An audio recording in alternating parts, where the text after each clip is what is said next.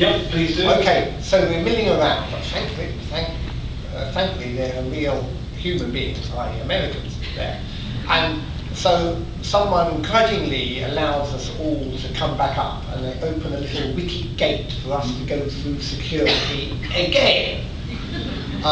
This is the problem when the stroller that the lady with the baby has sticks in the gate. And then that takes a while, and we realise that we've got a plane to catch.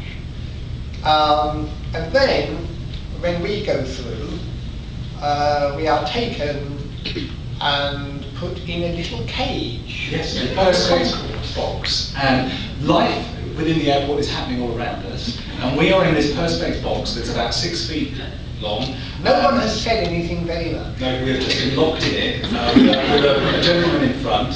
And another gentleman joined us for the party behind, and we are just left there. We have got the ceiling of this thing is 9 feet tall. There's no way out over the top, but we are standing in it, watching the business of the airport go on. And it's just excuse me. If you said that, they would probably shoot you. So we just want to let this go on, and then our luggage is put onto a conveyor beside us. And Terry was using a small libretto computer at the time, a little silver computer. We see it get put onto this desk. Some other people put their luggage on. We see it being knocked onto the floor. And there's nothing we can do. There's nothing we can do. There's nothing we can do. And we were let out of it. And really, the end of the story is the fact that we have no idea what that was all about. I was joking about the strip naked bit, but what was that? Yes. No, but we were put in this box, we don't know what it was, and then suddenly we were let out, and nobody said anything, nobody ever mentioned it, and it was just really weird. Yeah. Which unfortunately might put pay to my next question, because what it's going to be, with on the back of snuff, would you consider coming back to the United States to do a mini tour? That was going to be my question to you. Now we're having such a fun time here now. Stay away from LA. That's it. No, actually, stay away from the US. I mean, the thing is, you cannot. My wife would never come here, because every time some shitty thing is done to a tourist from the UK, it gets in the papers, and people think, why should we bother to go? I mean, I don't know how you guys find it when you go into. Apart from the thing, when you. I suppose quite a number of you have been to England. How long have you had to wait in immigration? 20 minutes. About 20 minutes. 20 minutes. 20 minutes? I'll tell you what it's like being a foreigner in your country. I mean, it's your fault. No? Let me explain why. This is a democracy, isn't it? And we've given our rights away. Right. We need veterinary. I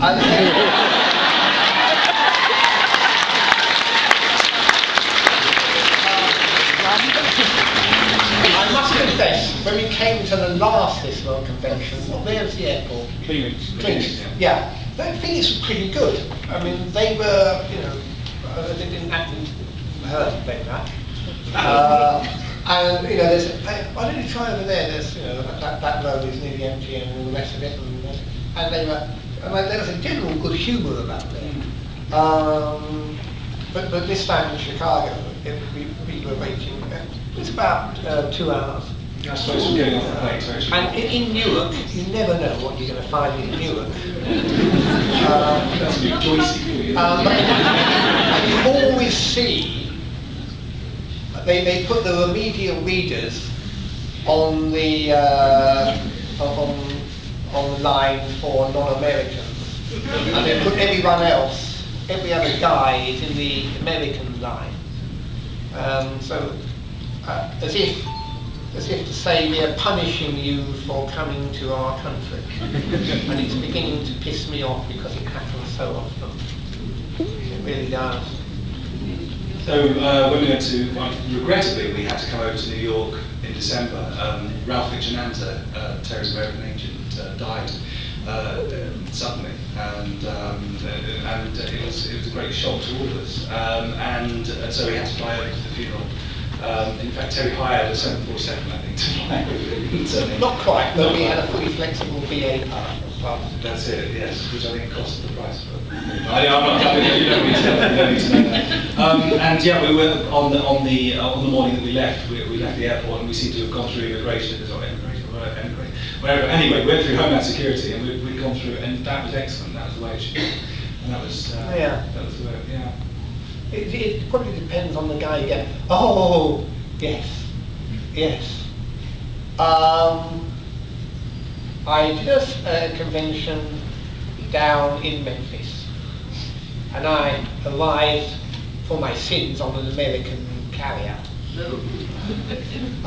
Normally preferring either BA or good old Virgin, and I was the first Brit out of the box, and I was faced with a cube of ebony at immigration. And he said, "Why have you come to Memphis?" I said, "I'm guest of honour at a science fiction convention." He gives me a look. He says, "Stay right there."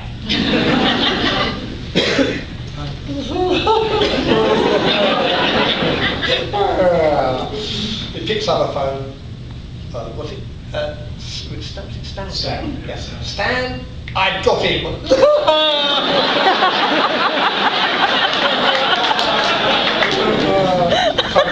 And now the queue is backing up behind me. He's not doing anything. He said, "Tell me to stand there." If I wouldn't have moved, it's like I'm going to run away. I'm standing there thinking, let some other people go past. I'll just stand here. You know, I like standing here, and I'm looking at this wall. And so, it's piling up behind him, talking. Suddenly, a guy with the same uniform, and that's the only similarity with the cube of ebony that my face me. Turns out, "Oh, Mr. Ryan, I know Mr. Ryan." Oh, God.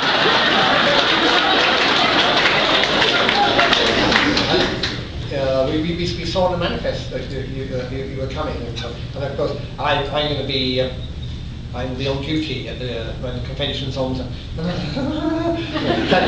Can you please sign my books for me? You know, Stan, my old friend, who's not going to let them beat me up. Oh, good old Stan! You'll speak up for me, won't you, Stan? Off you go. Right. Then, bye-bye. And let's go back, because there's another queue waiting because Stan has left his queue. And then Stan rushes off. It's now all quiet, except the bustled people behind, impatient people behind. Looks at me and says, "You got any ID?"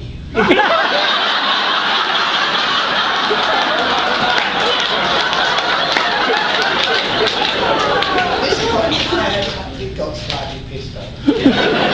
And I said, "You could ask Stan."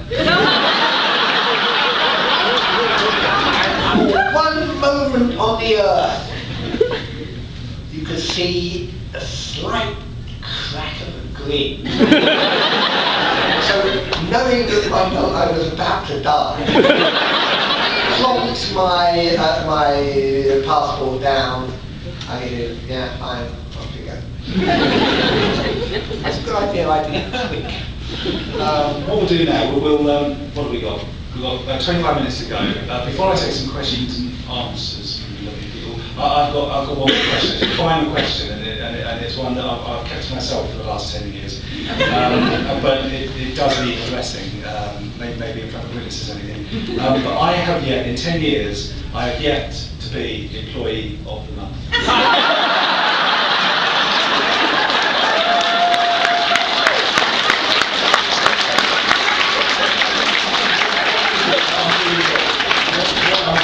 What is it? Every time when I open the door, Patch comes in with me.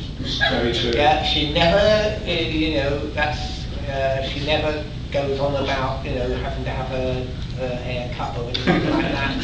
She just strolls in and goes over to her seat by the cat box. Admittedly, I've never heard her mention her granny. All right, okay, let's take that one on the chin. It's entirely true. Patch has got a picture on the wall and it does say employee. What can I do? I think there's a roving microphone somewhere. In that case, as we're both sitting here, it's a rare opportunity because we're not going to go away. Ask us something.